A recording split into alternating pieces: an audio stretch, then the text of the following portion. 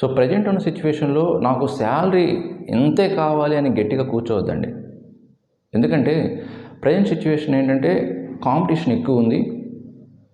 And మీరు కాకపోతే ఇంకొకరు అనే విధంగా కంపెనీస్ కూడా బిహేవ్ చేస్తున్నాయి. కాబట్టి కొంత ఒక రకమైన పర్సంటేజ్ హైక్స్ ఇచ్చినా కూడా జాయిన్ అవ్వడానికి ఇంట్రెస్ట్ చూపించండి. ఆఫర్ లెటర్స్ని యాక్సెప్ట్ చేయండి.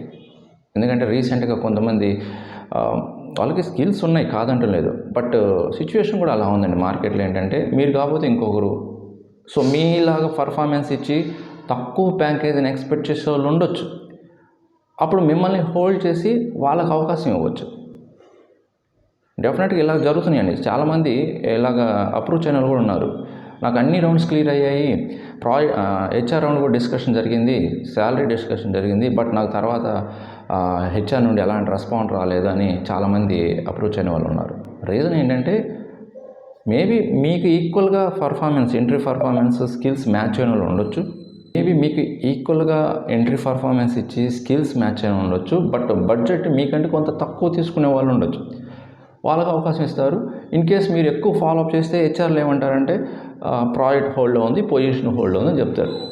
అంటే మిమ్మల్ని రిజెక్ట్ చేసామని చెప్పకుండా. ఎందుకంటే మిమ్మల్ని డైరెక్ట్గా ఇలాగ వేరే వాళ్ళకి అవకాశం ఇచ్చామని చెప్తే మీరు మళ్ళీ ఏదో ఒకటి అంటారు కదా, ఏదో ఒక నెగిటివ్ ఫీడ్బ్యాక్ ఎక్కడో ఒకటి కామెంట్ చేస్తారు సోషల్ మీడియాలో. అందువల్ల వాళ్ళు భయం. సో అందుకే చెప్తుంది ఏంటంటే శాలరీ విషయంలో మాత్రం మనం సిచ్యువేషన్ తగ్గట్టు పోవాలండి. కొన్ని కంపెనీస్ ఆటోమేటిక్గా మీరు అడిగినా అడగకపోయినా ఇస్తాయండి. వాళ్ళకి కొన్ని స్టాండర్డ్స్ ఉంటాయి, వాళ్ళు ఇచ్చేస్తారు. ఎంత హైక్ ఇవ్వాలో ఏంటనేది వాళ్ళకి ఆ బడ్జెట్ వాళ్ళకు ఉంటుంది. బట్ మ్యాక్సిమం కంపెనీస్ అలా ఉండవు. తక్కువ ప్యాకేజ్లో మంచి స్కిల్స్ ఉన్న క్యాండిడేట్ని, మంచి వర్త్ఫుల్ క్యాండిడేట్ని హైర్ చేసుకుంటున్నారు. ఇది కూడా వన్ ఆఫ్ ద రీజన్ అండి. చాలామందికి హోల్డ్లో పెట్టడం కానీ, ప్రాజెక్ట్ హోల్డ్ వెళ్ళిందని, పొజిషన్ హోల్డ్ అని పెట్టడానికి కూడా ఇది కూడా వన్ ఆఫ్ ద రీజన్ అండి. అండ్ ఇంకొక విషయం కూడా చెప్పదలుచుకున్నానండి.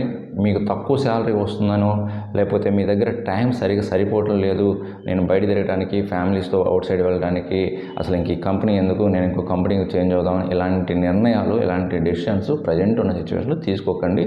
కొంత టైం వెయిట్ చేయండి. మీరు ప్రొఫెషనల్గా మీ స్కిల్స్ని ఎన్హాన్స్ చేసుకోండి, అప్గ్రేడ్ చేసుకుంటూ అప్పుడు మీకు ఆఫర్ లెటర్స్ వచ్చిన తర్వాత అలాగా కంపెనీ స్విచ్ అవ్వడానికి ప్రయత్నించండి. కానీ తక్కువ శాలరీస్ వస్తున్నాయి, నా ప్రజెంట్ ఉన్న లైఫ్కి, నా ఎంజాయ్మెంట్ లైఫ్కి ఈ జాబ్ నాకు అడ్డు వస్తుంది, దీన్ని నేను రిజైన్ చేసేసి ఇంకోటి చూసుకుందాము, లేకపోతే ఏదో బిజినెస్ స్టార్ట్ చేద్దాం, ఇలాంటి ప్రయత్నాలు ఇప్పుడు చేయకండి. బిజినెస్ స్టార్ట్ చేసే వాళ్ళు చాలా అనాలిసిస్ చేసుకొని స్టార్ట్ చేయండి, నేను కాదంటం లేదు. బట్ ఏదైనా సరే చాలా జాగ్రత్తగా నెక్స్ట్ స్టెప్ మూవ్ అవ్వండి.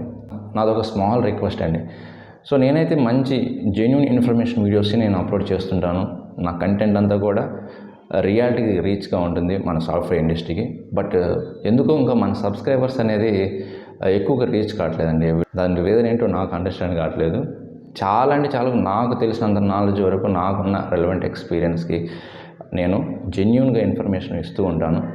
ఎక్స్పెక్ట్ చేసినంత సబ్స్క్రైబర్స్ అయితే కావట్లేదండి. వీడియోస్ మాత్రం వాచ్ చేయకుండా సబ్స్క్రైబ్ చేసుకోకపోతే సబ్స్క్రైబ్ చేసుకోండి. మంచి ఇన్ఫర్మేషన్ అయితే మనం అప్లోడ్ చేస్తుంటాం. సో మ్యాక్సిమం మన కంటెంట్ ఏదైతే మీకు నచ్చిందో, ఇది చాలా యూస్ఫుల్ అనేవన్నీ కూడా మీ సోషల్ నెట్వర్కింగ్ ప్లాట్ఫామ్ షేర్ చేయండి. ఎందుకంటే నేను ఏదో సబ్స్క్రైబర్స్ని పర్చేజ్ చేయటమో, నేను ఇలాంటివన్నీ చేయను. నేను only depends on the content అండి. నేను కంటెంట్ మీద డిపెండ్ అయి ఉంటాను అండ్ మన ఫాలోవర్స్ మీద డిపెండ్ అయి ఉంటాను. మన సబ్స్క్రైబర్సే నాకు హెల్ప్ చేస్తారని అదొక నమ్మకం. సో ఇంకొక మంచి యూస్ఫుల్ ఇన్ఫర్మేషన్ వీడియోతో మళ్ళీ కలుద్దాం. Thank you very much.